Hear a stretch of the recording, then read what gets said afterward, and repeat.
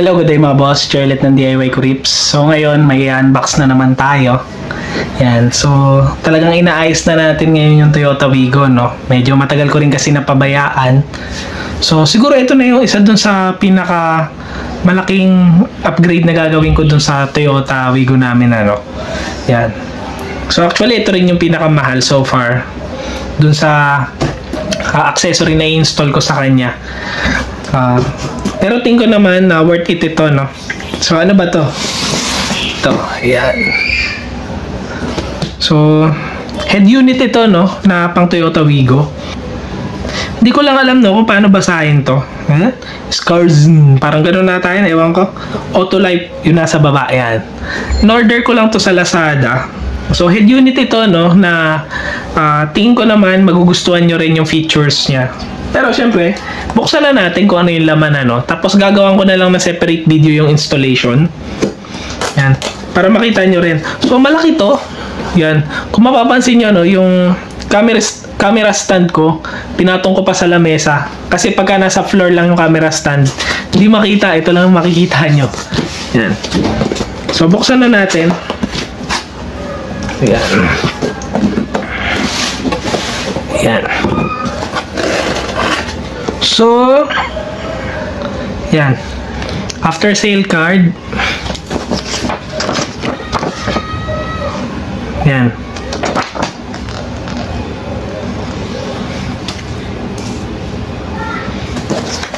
Mga manual. Yan. So, ganyan lang. Wala siya masyadong instruction. Ito lang. Tsaka ito lang. Tapos kakapain na lang natin.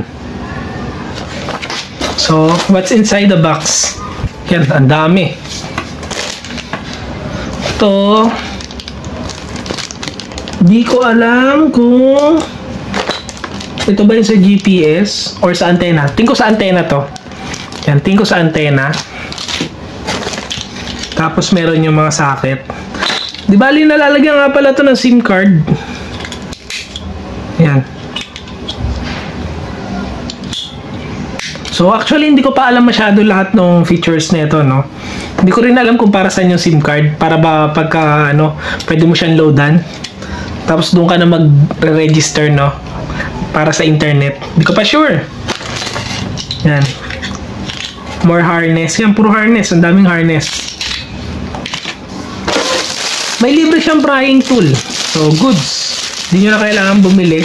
At saka parang iba yung prying tool niya compared dun sa mga nabibili na tigta 30 pesos, 40 pesos lang sa Shopee, Lazada. Ito, GPS antenna. Yan, may GPS antenna siya kasi Android unit na tong binili natin. So, meron na tong Waze.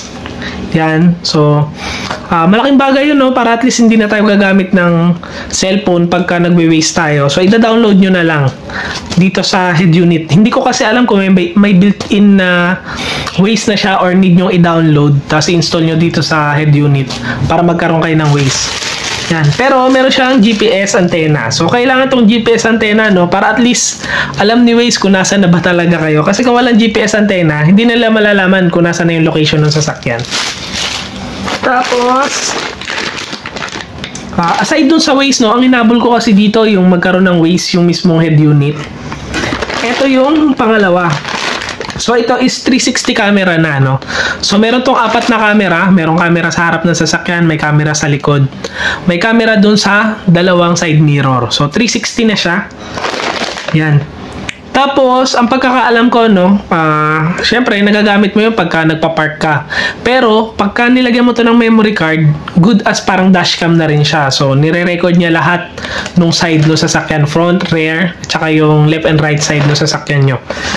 So, medyo kailangan nyo nga lang ng malaki-laking memory card. So, ako meron kasi ako 126 GB na memory card. So, ayun na lang yung gagamitin ko. Yan. Ayan, no. Front and rear. Tapos ito yung sa side mirror. Ito. Ito ang front. Ito ang rear. Ito yung sa side mirror. Itong dalawa. Yan. Tapos may harness. Tsaka yung mga wire extension. Siyempre, mula head unit, papagapangin nyo yung papunta doon sa harapan ng sasakyan, sa left and right, tapos papunta sa rear. Kita nyo, may tuwalya pa, no? Para hindi masyadong mabugbog yung pinaka head unit. Ito pa, meron pa.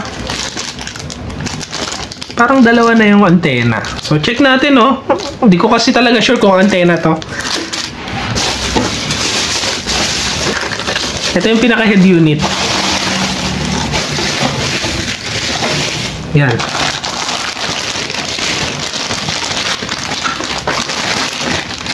So, dumating naman siya ng safe. Yan. Di naman siya nabasag. Ganda. So, di ko lang alam ano. Karamihan kasi ng aftermarket na head unit, ang nagiging issue is yung sa aircon vent. Yan. Maluwag daw. Pagka nilagay nyo dito, maluwag siya. So, malalaglag. Kung etong nabili kong head unit is ganun din ang issue, gagawan ko ng separate video kung paano nyo mailalagay yung aircon vent nyo na hindi malalaglag sa loob or hindi siya maluwag. Pero ito na siya, ang ganda. Kung di ako nagkakamali, 9 inches ito. Yan. Kung di ako nagkakamali, ano. Yan. Ang maganda dito, may safety fuse pa. Ito, safety fuse. So pagkaroon nagkaroon ng short, puputok yung fuse, hindi masisira yung head unit nyo. Tapos, merong fan. Ito, fan to. Para hindi siya mag-init. Yan. So, ang ganda, no? Gawan na lang natin to ng installation video. Okay naman yung ano niya, pero pakiramdam ko parang anipis. Yung pinaka-panel, compared dun sa stock natin. Pero i-check na lang natin kung magkakasya ba o hindi. Yan. May warranty naman yan kay Lazada. Parang matagal nga yung warranty nito eh. Pwede ko itong ibalik hanggang March pa. Feb ano pa lang ngayon, Feb 12. Pwede ko pa siya ibalik kapag hindi gumana. Yan. So, abangan nyo na lang installation video natin, ano. So, maganda to kasi unang-una, Android head unit na siya. Pwede kayo mag-install ng Waze, ng Google Maps. Yan. Pwede rin kayo manood. Syempre, Android na to eh. Tapos, meron siyang camera 360 which is ayun yung nakikita kong isa dun sa malaking factor kung ba't ko siya binili. Yan. Actually yung Waze at saka yung camera 360. Ayun lang yung malaking factor na deciding factor kaya ako siya binili. Yan. So abangan nyo na lang installation video natin ano. So ingat kayong lahat. Ride safe. God bless.